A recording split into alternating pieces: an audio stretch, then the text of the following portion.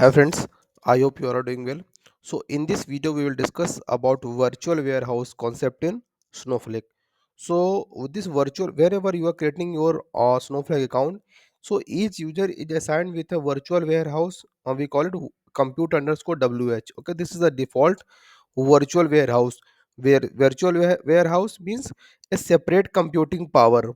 So as you know the structure in Snowflake, the Snowflake differentiates between storage and compute. Both are decoupled. Okay, so whenever you are running any of your query, so but dynamically you can assign those query, or you can say that user with some of the virtual warehouse. So by default it's compute underscore wh. Okay, now so suppose if you have to create your own virtual warehouse, what you can do, basically only user with account admin role can create any of the your virtual warehouse. Okay, so for that thing what they are supposed to do, they have to go with your admin tab. Okay, inside the admin tab what you can do, you can go to this where by running some queries also you can create the same. But in this video I'm trying to explain you via web UI. Okay, so whenever admin is supposed to get click on this warehouses, he or she will see this type of user interface. Now they have to click on this icon. Now let me put the name of warehouse. Okay, now so you can see wh new. Okay, I'm just putting. Okay, now if you see here, type is standard and Snowpark optimized. So standard warehouse, it means like by default whenever we are running any of the queries, generally we are using standard warehouse. But when you have to run any of the query related to your big data analysis, so in that case what you can do, you can use Snowpark optimized virtual warehouse. If you see Snowpark optimized or optimized warehouse offer large memory and cache. They are often used for memory intensive operations. Okay, but generally in normal development project or data lake project, generally we are using standard warehouse. Now let's come to another part. After that, whenever you are selecting your type of warehouse, we are having option to select whether it's extra small, medium, or anything.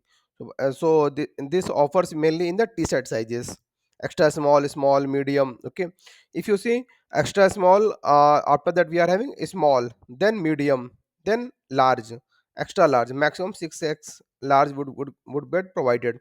So more the size of warehouse, so what you will happen, more the credits it will consume.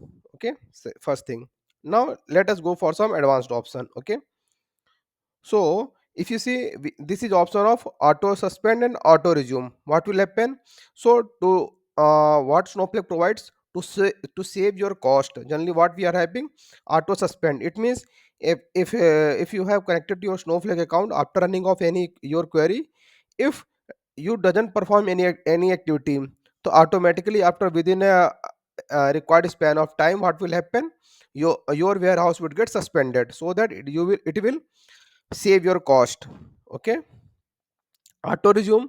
Auto resume means manually you are not supposed to go and start your warehouse. Automatically whenever you are running any of your query, automatic that warehouse would get resumed. Okay, so this is a very important stuff, like we are working in cloud environment, so we are supposed to get aware about all the cost saving stuff. Okay, so we have discussed so far about standard, Snowpark optimized, and size of warehouses. Okay, now let us discuss about one more important stuff like multi-cluster warehouse. Okay, so suppose like whenever concurrent, it means many number of users are trying to access your database or same tables by using same warehouse. Okay, so we are having option of multi-cluster warehouse. It means multi-cluster, we have discussed about standard. In a standard we are having extra small. Now we are having option this multi-cluster. It means suppose you have selected multi-cluster as like a minimum maximum cluster you have selected 5.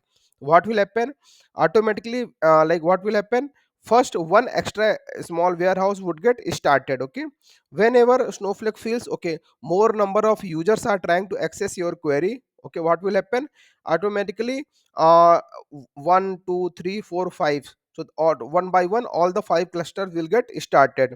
Whenever it feels okay those query has been executed, so automatically one by one all the remaining cluster would get stopped. Okay, so this is the concept of minimum and maximum cluster. Okay, one more thing, so you cannot think like okay one cluster would be of my extra small, another cluster would be of extra large or medium. So it means all the cluster would be of the same size.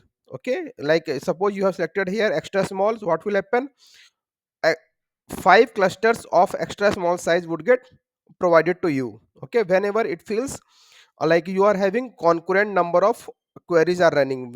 Okay, so one more thing, this multi-cluster warehouse is not the use case for your performance. It is basically used for concurrent users query.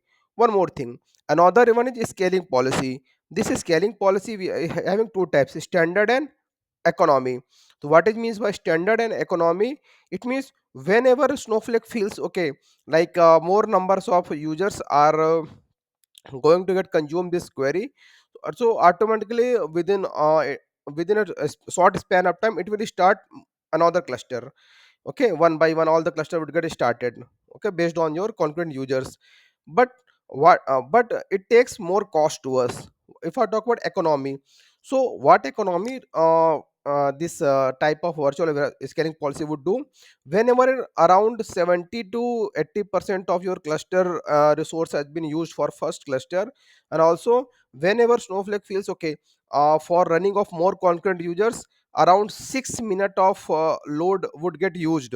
Okay, so only in that case this economy scaling policy would start another cluster.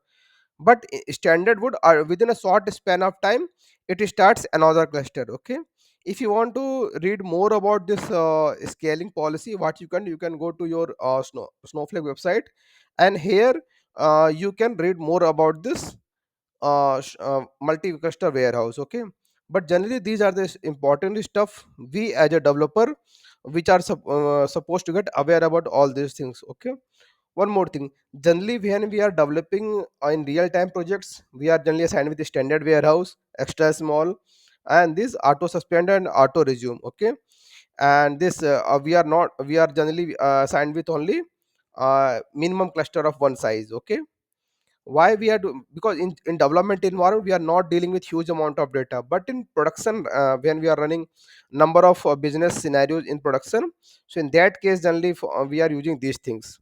But as a developer we are supposed to get aware about these things.